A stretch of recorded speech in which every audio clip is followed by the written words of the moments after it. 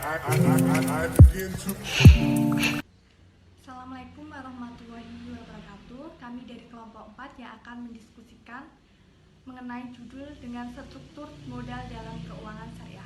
Sebelumnya perkenalkan, nama saya Yunita Nitya sebagai pemateri yang pertama. Yang pertama yaitu mengenai pengertian modal. Modal dalam konsep ekonomi Islam berarti semua harta yang bernilai dalam pandangan syar'i, di mana aktivitas manusia ikut berperan serta dalam usaha produksinya dengan tujuan pengembangan. Istilah modal tidak harus dibatasi pada harta-harta ribawi saja, tetapi ia juga meliputi semua jenis harta yang bernilai yang terakumulasi selama proses aktivitas perusahaan dan pengontrolan pengembangan pada periode-periode lain. Selanjutnya ada pengertian struktur modal. Struktur modal adalah kombinasi antara utang baik jangka pendek atau jangka panjang dengan modal sendiri untuk membelanjai aktiva-aktiva perusahaan. Selanjutnya yaitu mengenai ketentuan modal dalam syariat Islam. Yang pertama ada modal harus diketahui. Modal harus diketahui karena modal ini akan menjadi rujukan ketika aliansi usaha dibubarkan. Selanjutnya yaitu modal berbentuk real. Modal harus ada pada saat transaksi. Dengan adanya modal itulah maka aliansi dapat terlaksana. Dan yang terakhir ada modal bukan merupakan utang. Hal ini dilakukan untuk menghindari terjadinya riba karena di dalam Islam tentunya telah melarang riba. Selanjutnya materi akan disampaikan oleh Kak. Assalamualaikum warahmatullahi wabarakatuh. Perkenalkan, nama saya Sri Rahayu, NIM 331. Saya pemateri kedua yang akan membahas tentang perkembangan teori struktur modal dan fungsi modal, di mana telah dibahas oleh pemateri pertama bahwa struktur adalah kombinasi utang dalam jangka pendek atau jangka panjang dan modal sendiri untuk membelanjai aktiva-aktiva perusahaan. Faktor yang mempengaruhi struktur modal menurut para ahli, yang pertama itu ada Black and Heston yang menjelaskan bahwa faktor yang mempengaruhi struktur modal perusahaan adalah stabilitas pendapatan. Yang dimaksud dengan stabilitas pendapatan, jika pendapatan itu dalam titik terendah tetapi masih dalam garis stabil, maka itu bisa memperbaiki struktur modal perusahaan. Yang kedua itu aset perusahaan, terus leverage operasi, tingkat pertumbuhan, profitabilitas, pajak, kendali, sikap manajemen, sikap pemberi pinjaman, lembaga pemerintah, kondisi pasar, kondisi internal perusahaan, dan fleksibilitas keuangan. Adapun yang dimaksud dalam fungsi modal adalah di mana bank sebagai unit bisnis membutuhkan dana bisnis yaitu berbentuk modal. Dengan kata lain, modal bank adalah aspek penting bagi suatu bisnis bank dan menurut bank mempunyai 3 fungsi.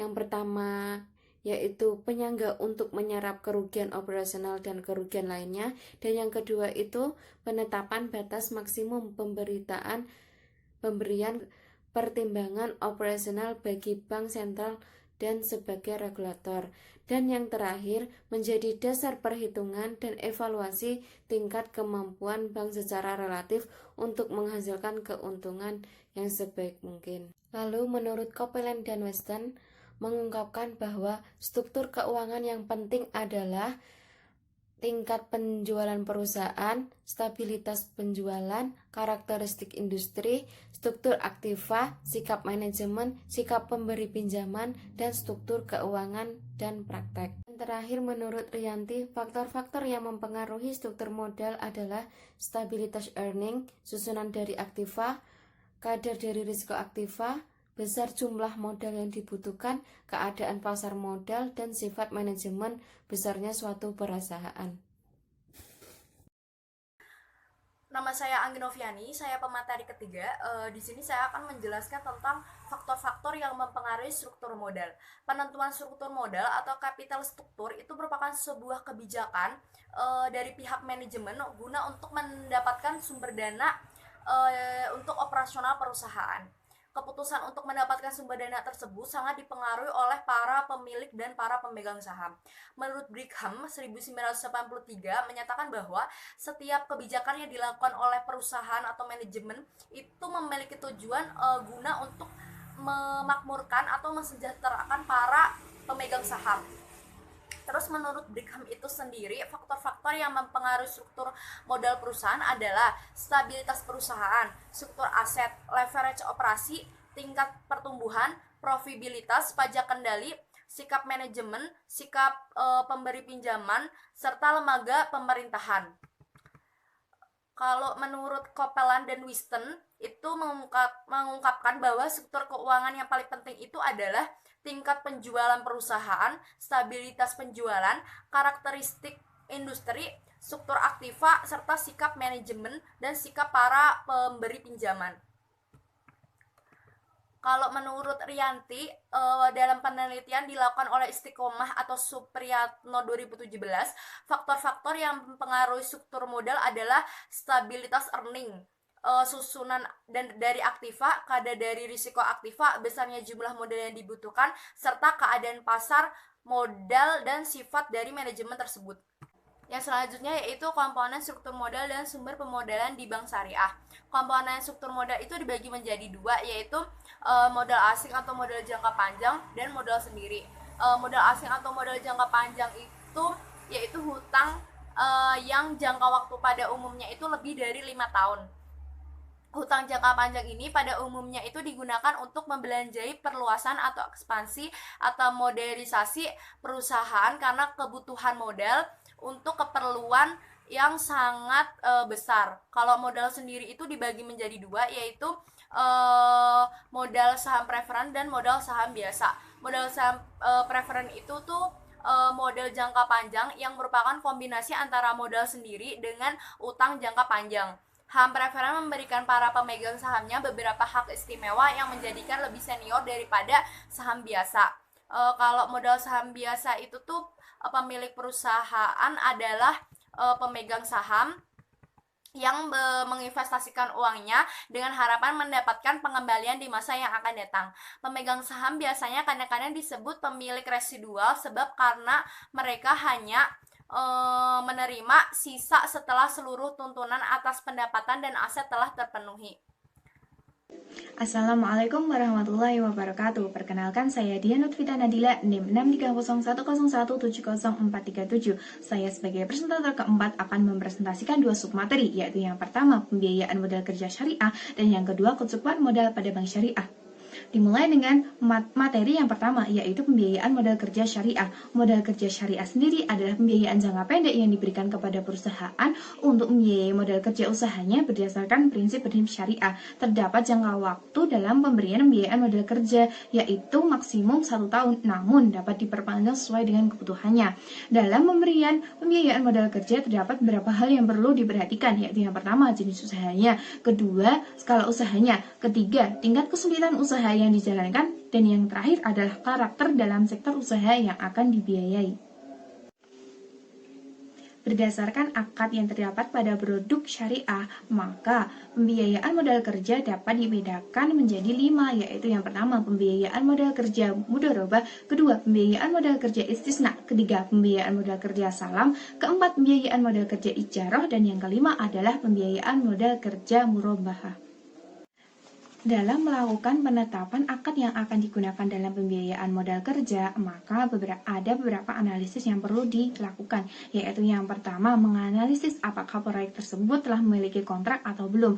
Nah, apabila telah memiliki kontrak, maka hal selanjutnya yang harus diketahui adalah apakah pembiayaan tersebut adalah pembiayaan konstruksi atau pengadaan barang. Apabila pembiayaan konstruksi, maka pembiayaan yang diberikan adalah pembiayaan istisna. Namun apabila pembiayaan pengadaan barang, maka pembiayaan yang akan diberikan adalah pembiayaan mudharabah. Kemudian apabila proyek tersebut tidak merupakan pembiayaan konstruksi maupun pembiayaan pengadaan barang, maka bank tidak layak untuk memberikan pembiayaan. Kemudian apabila proyek tersebut belum memiliki kontrak, maka faktor selanjutnya yang harus diketahui apakah pembiayaan untuk pembelian barang atau penyewaan barang. Nah, apabila pembelian barang harus diketahui apakah barang tersebut ready stock atau good in process.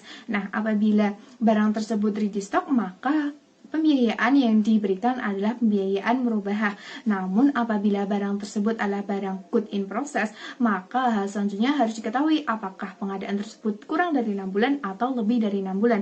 Nah, apabila kurang dari 6 bulan, maka pembiayaan yang diberikan adalah pembiayaan salam. Namun apabila lebih dari 6 bulan, maka pembiayaan yang digunakan adalah pembiayaan istisna. Nah, apabila untuk penyewaan barang, maka pembiayaan yang diberikan adalah pembiayaan ijarah. Memasuki materi yang kedua adalah kecukupan modal pada bank syariah. Kecukupan modal suatu bank merupakan penentu apakah bank tersebut sehat atau tidak sehat. Terdapat dua perhitungan untuk mengetahui kecukupan modal pada suatu bank. Cara yang pertama adalah dengan membandingkan modal dengan dana-dana pihak ketiga. Membandingkan modal dengan dana-dana pihak ketiga dilihat dari sudut perlindungan kepentingan para deposan. Perbandingan antara modal dengan pos-pos pasifa merupakan petunjuk tentang tingkat keamanan simpanan masyarakat pada bank. Perhitungannya merupakan rasio modal dikaitkan dengan simpanan pihak ketiga, meliputi giro, deposito, dan tabungan. Dengan cara perhitungannya adalah dengan membandingkan modal dan dagangan dengan giro ditambah deposito ditambah tabungan. Apabila hasil menunjukkan kurang dari 12%, maka kecukupan permodalan suatu bank dianggap sehat. Namun apabila di atas 12%, maka kecukupan modal pada suatu bank dianggap tidak sehat. Kemudian cara yang kedua adalah dengan membandingkan modal dengan aktiva berisiko. Model ini merupakan kesepakatan BIS atau Bank of International Settlement. Kesepakatan tentang ketentuan permodalan ini dicapai pada tahun 1988 dengan menetapkan CAR, yaitu rasio minimum yang mendasarkan kepada perbandingan antara modal dengan aktiva berisiko. Rasio minimum yang disepakati adalah sebesar 8%. Di sini saya selanjutnya akan menjelaskan penerapan CAR dalam perbankan di Indonesia.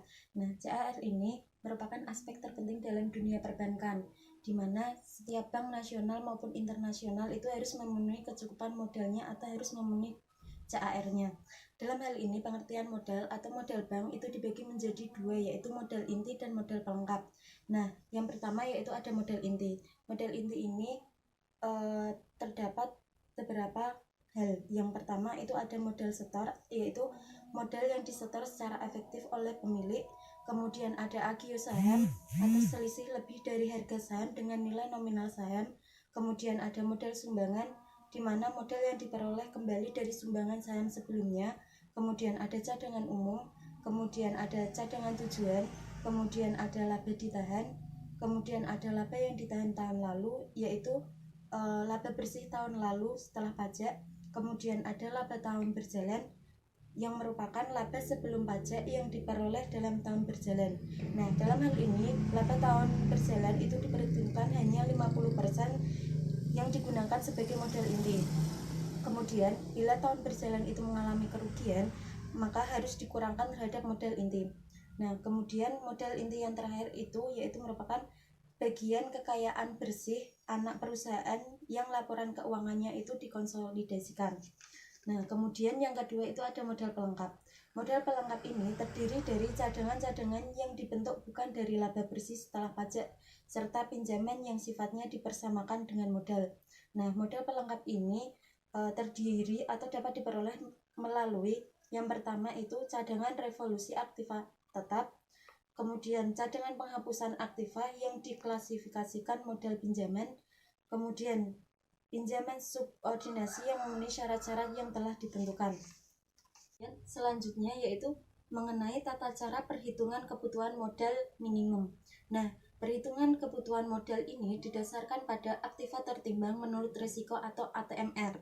ATMR aktiva neraca diperoleh dengan cara mengalihkan nilai nominal item dengan neraca tersebut dengan bobot risiko. Misalnya, kredit pemilikan rumah atau KPR itu sebesar 1 miliar dengan bobot risiko yang sebesar 50%. Nah, cara menghitung ATMR-nya itu yaitu 1 miliar dikali dengan 50% atau bobot risikonya dengan hasil yaitu 500 juta. Kemudian ATMR Bank Syariah. Nah, dalam menelaah ATMR pada bank syariah yang harus dipertimbangkan yaitu aktiva yang didanai oleh modal sendiri dan atau kewajiban dan atau hutang seperti wadiah, qard dan sejenisnya. Kemudian hal yang perlu dipertimbangkan lagi yaitu aktiva yang didanai oleh rekening bagi hasil. Nah, prinsip bobot risiko pada bank syariah itu terdiri atas yang pertama, aktiva yang dibiayai oleh modal bank sendiri dan atau dana pinjaman seperti wadiah, qard dan sejenisnya itu adalah 100%. Kemudian untuk aktiva yang dibiayai oleh pemegang rekening bagi hasil itu sebesar 50%. Sekian presentasi dari kelompok kami, kurang lebihnya kami mohon maaf. Wassalamualaikum warahmatullahi wabarakatuh.